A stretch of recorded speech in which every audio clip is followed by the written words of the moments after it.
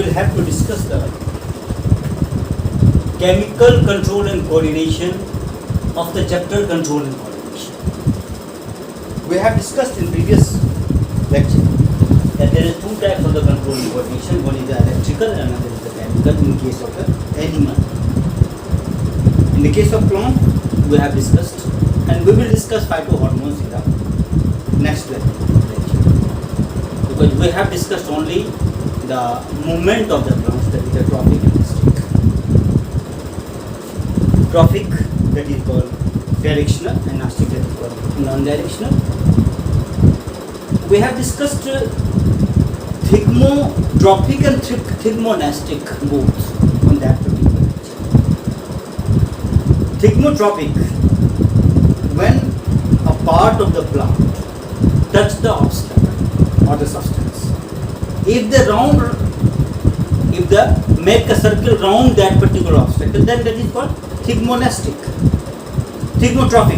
thigmotrophic, and we have discussed the example of the tendril. But the thigmonastic, when you touch me not plant, then we will see that the only one direction, their movement is in one similar direction, and their touch may be of the any direction. So the thigmonastic and thigmotrophic, don't confuse with these two examples. One is the thigmonastic and another. Okay, today we will have to discuss about the chemical control and coordination. Before discussing the chemical control and coordination, you will have to know that what do you mean by gland?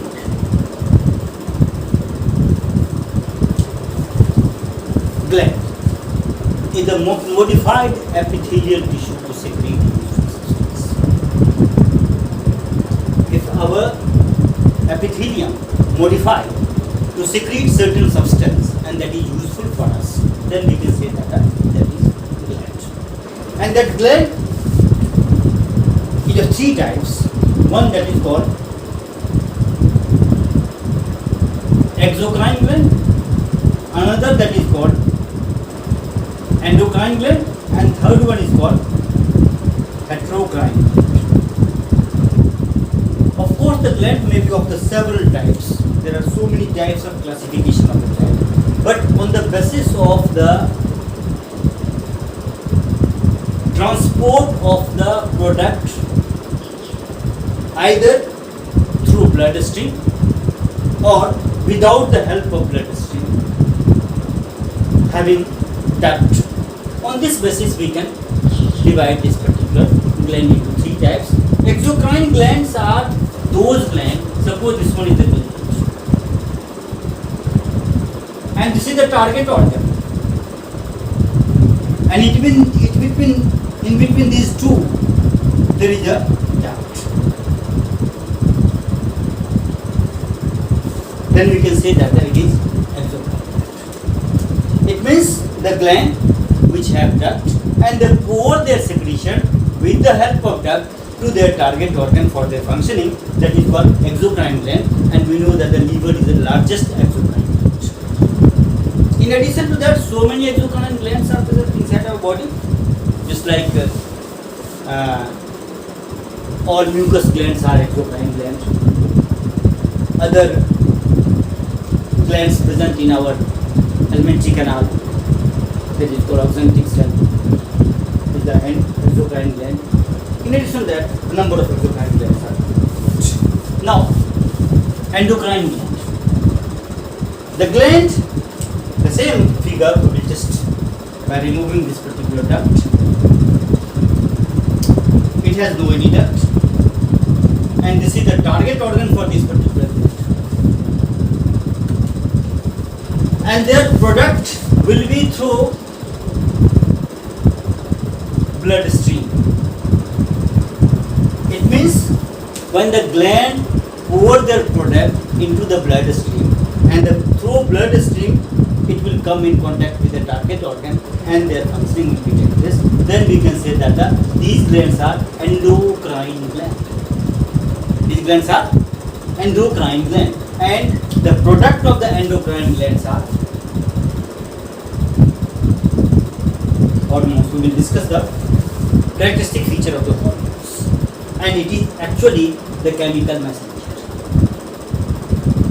they are responsible for the control and coordinate the body parts and body actions and body organs through these particular chemicals. So it is called chemical control.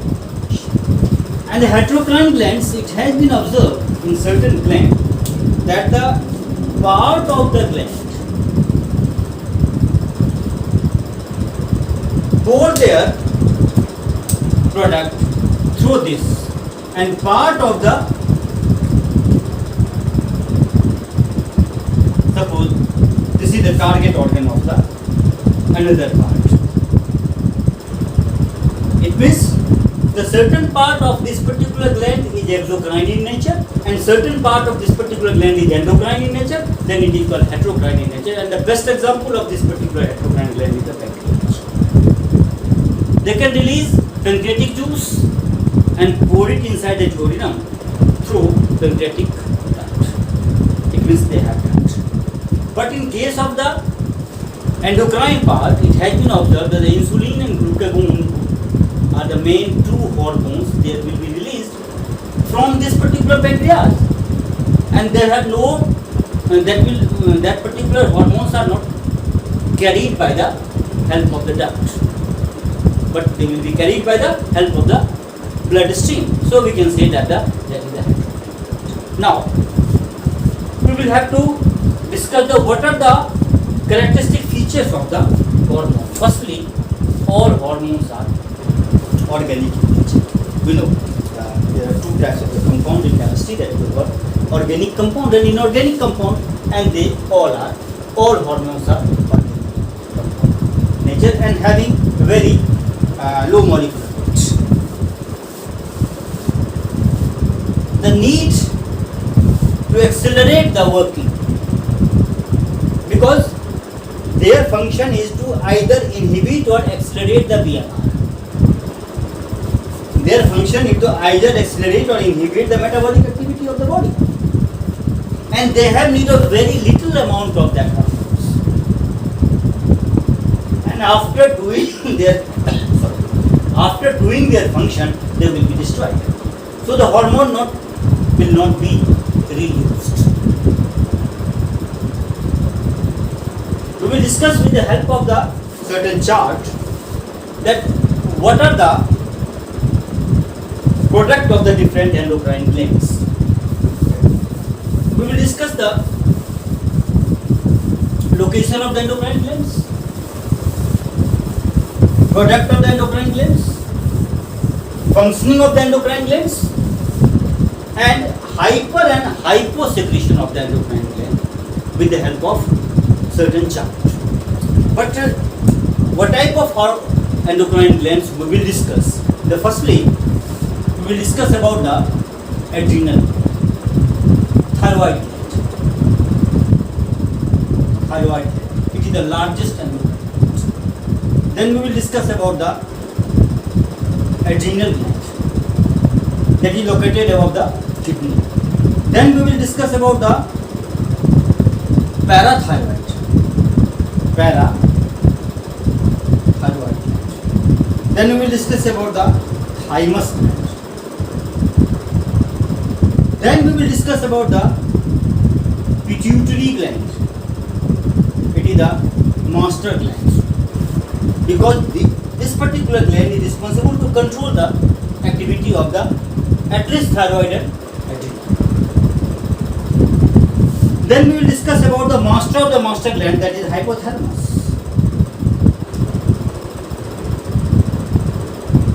These two hormones these two glands are present inside the cranium. So their product is called neurohormones, neurosecretory product, and they are actually the controlling, because the certain part of the pituitary is controlled by the hypothalamus, and pituitary is called the master gland, so it is called master of the master gland. In addition of that, we will discuss about the pancreas, about the alimentary canal, because alimentary canal is also heterocrine gland, about the kidney, it is also the heterocrine gland. Then these are, we will discuss it with the help of the certain figures. Now it is the time of study the position and location of the endocrine gland, their name of the hormones, secreted hormones, their functions, and their hyper and hypo, effect of the hyper and hypo secretions. Here you will see that this position, here is the pituitary and hypothalamus in the brain region. This one is the thyroid gland, the position of the thyroid gland. This is the adrenal gland. Here is the testis and the locating testis and the ovary. Now we will have to discuss the separate glands where it is situated. In this figure you will see that this is the trachea and these two are the thyroid gland which is connected together by the isthmus. This is the microscopic structure or the ultra structure of the thyroid gland, where this particular place have the granules, and that particular granular sites have the thyroid stimulating hormone, that is the T3 and T4 are present. This is the thyroid gland, and on this particular two thyroid gland, each have two darkly strand P-shaped parathyroid gland is present, and this parathyroid gland have parathormones. We will discuss it in separate. Now this is the adrenal gland. This one is the kidney, and this gland is attached with this particular renal part, so it is called adrenal gland, and it has two parts. One is the cortical part, cortex part, another is the medulla part. Cortex secrete corticoids, and medulla is actually the emergency part of this particular gland, so it is called emergency gland. This is the location of the pituitary gland. Actually, pituitary have three parts: anterior lobe of pituitary, this is the anterior lobe of pituitary, this is the posterior lobe of pituitary, and this is the intermediate lobe of pituitary. Here you will see that the all these particular pituitary glands are connected with the hypothalamus. So this particular posterior lobe of pituitary is controlled by the hormones of the hypothalamus. So we can say that the hypothalamus is the controlling controlling gland of the pituitary, and if the pituitary, just here you will see that the GH, growth hormone, TSH, thyroid stimulating hormone, it means thyroid gland is controlled by the pituitary. ACTH, adrenocorticotrophic hormone, it means cortex part of the adrenal gland is under the control of pituitary. So like that, the adrenal gland and thyroid gland are under the control of pituitary, and this part, whole of the